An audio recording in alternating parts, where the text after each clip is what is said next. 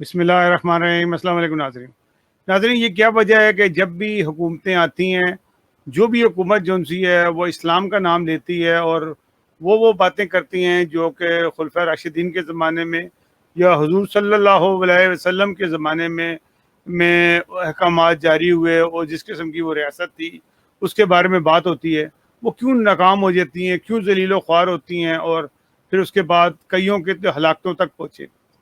اب تک 3 حکومتیں جو سی ہیں وہ اس قسم کی آئی ہیں۔ ایک بھٹو کا دور آیا جس نے اسلامی نظام کو قائم کرنے کی اور لوگوں کو اس نے کہا اسلامی سوشلزم لے کے آؤں گا میں، پھر سوشلزم ختم ہو گیا، پھر اسلامی آ گیا، پھر اس کے اندر اس میں بہت ساری تبدیلیاں کی۔ پھر کیا ہوا، وہ کام کرنا شروع ہو گیا کہ جو خدائی احکامات تھے وہ جاری کرنا شروع کر دیا ہے، کسی کو مسلمان بنانا، کسی کو کافر بنانا۔ یہ بھی انہوں نے کیا 74 میں ایک انہوں نے ڈرامہ بازی کی اور اس کے اندر جماعت احمدیہ کو غیر مسلم اقلیت قرار دے دیا کہ جی میجورٹی اتھارٹی کی بنا پہ میجورٹی کہتی ہے کہ یہ غیر مسلم ہے تو یہ غیر مسلم ہے۔ بہرحال پھر خدا تعالیٰ نے جو ان کے ساتھ کیا، پھر اس کے بعد ایک اور حکومت آئی جو ضیاء الحق کی تھی، اس نے تو وہ قوانین بنائے جو ظلم کی انتہا کر دی، احمدیوں کے اوپر تو کیے ہی، لیکن اس کے شکنجے میں بہت ساری اور قومیں آ گئیں، مسلمان اس سے زیادہ آ گئے، جو سرکاری مسلمان تھے وہ بھی اس میں پھنسنے ہو گئے، کرسچنس کے اوپر ہوا، ہندوؤں پہ ہوا اور بہت سارا پہ ہوا، احمدیوں کے اوپر تو ہوئے ہی، ذرا سی بات کے اوپر لوگوں کو گرفتار کرنا شروع کر دیا۔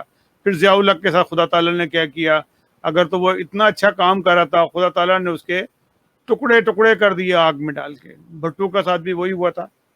پھر اس کے بعد کیا ہوا، ایک اور اب یہ نئی حکومت آئی، اس کے بعد جو بے نظیر اور نواز شریف کی حکومت تھی وہ اپنے آپ کو بچا کے چلتے رہے، لیکن بے نظیر کی قسمت خراب تھی، اس کے گھر سے اس کی دشمنیاں تھیں اور بہت سے مسائل تھے جس کی بنا پہ بے نظیر کی ہلاکت ہو گئی۔ بے نظیر بھی ویسے اپنے باپ کے ہی نقش قدم پہ چلنے کی کوشش کر رہی تھی، لیکن موجودہ پیپلز پارٹی نے ٹوٹل اپنا یو ٹرن لے کے ایک نئی سمت اختیار کر لی ہے۔ نواز شریف سمجھدار رہے، وہ مذہب کا خیال انہوں نے سہارا نہیں لیا، اور ویسے اپنے آپ کو مسلمان یا اسلامی حکومت کہتے تھے، لیکن انہوں نے ایسے احکامات لوگوں کے اوپر صادر نہیں کیے۔ پھر اس کے بعد ایک اور حکومت آئی، اس کا نام ہے تحریک انصاف۔ تحریک انصاف کو لوگ مطلب یہ سمجھ رہے تھے کہ یہ سب لوگوں کو ایک جیسا انصاف دیں گے، شیر اور بکری ایک گھاٹ پہ پانی پئیں گے، کسی کو کوئی پریشانی نہیں ہوگی، لیکن بہت جلد ہی لگا انہوں نے ریاست مدینہ کا قیام کا، انہوں نے کہا کہ ریاست مدینہ جو سی ہے ہم قائم کریں گے، اور ریاست مدینہ کے بعد جو ہے اس سے یہ ہوگا کہ دنیا کے اندر ہم وہی نظام لے کے آ جائیں گے جو حضرت عمر کے دور میں تھا نظام۔ لیکن حضرت عمر نے جو ٹیم بنائی تھی اس ٹیم کے بالکل اپوزٹ لوگ جو سے انہوں نے بھرتی کر لیے، خود بھی اپنے قول و فعل کا ان کے اندر بے تحاشا تضاد تھا، جو کہہ رہے تھے وہ خود وہ کر نہیں پا رہے تھے۔ اس کا یہ ہوا نقصان کہ جو کچھ وہ کرنا چاہتے تھے اس کا الٹ ہوا اور تباہی مچ گئی، اور اس طرح سے دنیا کے اندر بدنامی ہوئی۔ آج پاکستان کی جو صورتحال ہے نہایت افسوسناک ہے۔ ایک چائینہ کے تاجر جو سے ہیں وہ کیا کہتے ہیں پاکستان کے بارے میں، اور میں نے جب وہ سوشل میڈیا پہ وہ خبر سنی اور وہ ان کا میسج سنا تو مجھے افسوس ہوا، بہت بڑی تکلیف ہوئی۔ میں بھی آپ کو پڑھ کے سناتا ہوں کہ وہ چائنہ کے تاجر کیا کہتے ہیں۔ وہ کہتے ہیں صرف اذان کی آواز سن کر معلوم ہوتا ہے کہ پاکستان اسلامی ملک ہے، ورنہ ہر طرف دھوکہ، فریب، جھوٹ، ملاوٹ، ظلم و جبر کا نظام ہے۔ تبدیلی اپنے آپ میں لانی چاہیے۔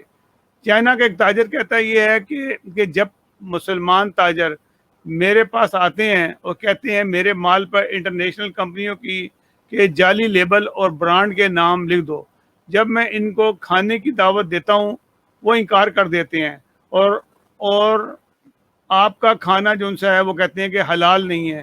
کیا جعلی سامان بیچنا، کیا وہ کہتے ہیں کہ جو جعلی سامان بیچنا کیا حلال ہے؟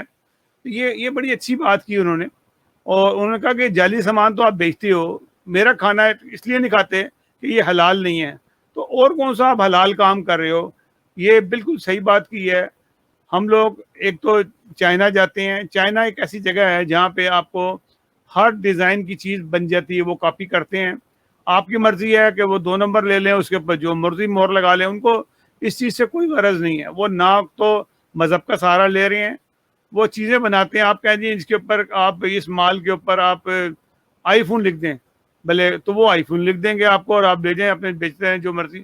تو یہ ان کا قصور نہیں ہے، قصور اس کا ہے جو بیچ کے لے کے آ رہا ہے، خرید کے لے کے آ رہا ہے. وہ انہوں نے آئی فون وہ اتنے کا اگر 10 روپے کا آئی فون ہے تو 10 کا ہی بیچیں گے، وہ 100 کا نہیں کر دیں گے اس کو. تو وہ چائنا کا کے بیچنے والا قصور نہیں ہے. انہوں نے تو پروڈکٹ بنانی ہے، دنیا بھر سے لوگ آتے ہیں، اپنے مال بناتے ہیں، وہ لے جاتے ہیں، ان کو یہ کام آتا ہے، محنتی لوگ ہیں وہ کر رہے ہیں. اس نے بڑی اچھی یہ بات کی کہ ہر حرام کام ہم لوگ کرتے ہیں مسلمان لوگ، لیکن جب انہیں کہیں کہ آپ کھانا کھا لیں، کہتے ہیں نا یہ تو حلال ہے، اور ساتھ ہی جا کے چیمپئن یا کوئی وڈکا یا بوتلیں شراب وغیرہ وہ پی لیتے ہیں، اس سے ان کو کوئی تکلیف نہیں پہنچتی. تو بہرحال یہ میرا آج چھوٹا سا پروگرام یہ کرنے کا مقصد یہ تھا کہ ایز اے مسلمان جو ان سے ہیں، ہم دنیا میں اس طرح بدنام ہو رہے ہیں، اور بدنامی جو ان سی ہے وہ ہمارے گلے پڑتے چلی جا رہی ہے. اور اگر آپ کسی کو تبلیغ کریں گے تو آپ خود کو ایک شرمندگی کا سامنا کرنا پڑے گا. ناظرین انشاءاللہ تعالیٰ دوبارہ ملاقات ہوگی اور تفصیلی اس پہ گفتگو کرے گی. اگلے پروگرام تک کے لیے اجازت دیجیے گا. اللہ حافظ. ناصر، ہمارا پروگرام پسند آئے ہمارے چینل کو سبسکرائب ضرور کیجیے گا، اور اس کو جتنا زیادہ شیئر کریں گے اتنے ہی زیادہ دنیا تک یہ پیغام پہنچے گا. اللہ حافظ. ناصر.